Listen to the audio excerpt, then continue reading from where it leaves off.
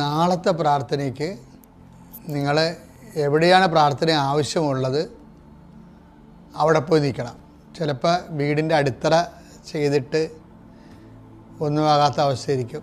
ചിലപ്പോൾ വീടിൻ്റെ സ്ഥലം ഉണ്ടാകും, വീട് പണിയാൻ തുടങ്ങിയിട്ടില്ല, അല്ലെങ്കിൽ കെട്ടിടങ്ങളായിരിക്കും. ചിലപ്പോൾ നിങ്ങളുടെ ജീവിതമാർഗത്തിന് പറ്റിയ കടകളവലായിരിക്കും, ചിലപ്പോൾ കന്നുകാലിത്തൊഴുത്തായിരിക്കും.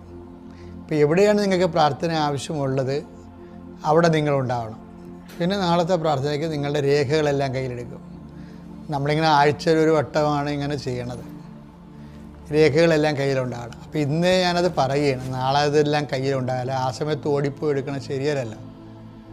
അപ്പോൾ രേഖകളെന്ന് പറയുമ്പോൾ ഇപ്പോൾ അഡ്മിഷൻ നടക്കുന്ന സമയമല്ലേ, പല ആൾക്കാരും അഡ്മിഷന് വേണ്ടി പ്രാർത്ഥിക്കുന്ന സമയമാണ്.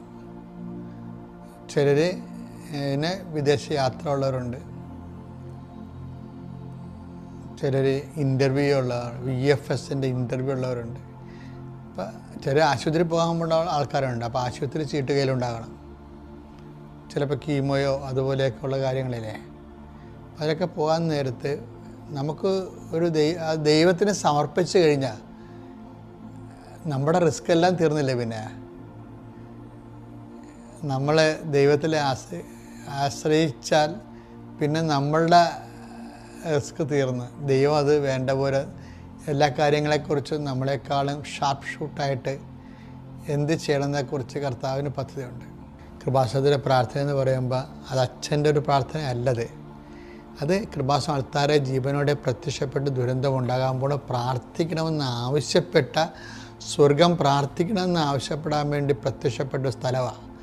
അവിടെ നിന്ന് കിട്ടുന്ന പ്രാർത്ഥന എന്ന് പറയുമ്പോൾ എൻ്റെ മക്കൾക്കത് ഉതകും. ഞങ്ങളൊക്കെ ബോധപൂർവം വളരെ അറിഞ്ഞുകൊണ്ടാണ് പ്രാർത്ഥിക്കുന്നത്.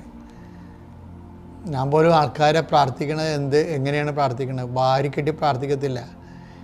ജസ്റ്റ് ആ വിഷയം ദൈവസത്തയിൽപ്പെടുത്തും, അത്രയേ ഉള്ളൂ. എന്താ കാര്യം, ഇത്രയും 10-21 ലക്ഷം മനുഷ്യരെ ഈ 30-35 കൊല്ലമായിട്ട് പ്രാർത്ഥിക്കണമല്ലേ. കൂടാതെ മാതാവ് ജീവനോട് 2 പ്രാവശ്യം പ്രത്യക്ഷപ്പെട്ട ഇടത്തിൽ നിന്ന് നമ്മൾക്കങ്ങനെ വാരിക്കെട്ടി പ്രാർത്ഥിക്കേണ്ട കാര്യമില്ല. കർത്താവ് ഈ ശുശ്രൂഷ കേന്ദ്രം യോഗ്യമായിട്ട് കണ്ടതുകൊണ്ടാണല്ലോ അമ്മ മാതാവ് ഈ സന്ദേശം കൈമാറിയത്.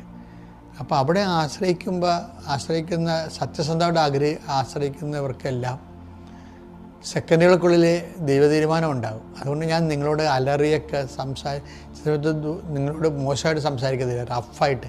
എൻ്റെ കാര്യം നിങ്ങൾക്ക് കാര്യങ്ങൾ അറിയാൻ പാടില്ലാത്ത കൊണ്ടും ദൈവതിരുസന്നിധി പൊട്ടങ്ങളെ അഭിനയിക്കും.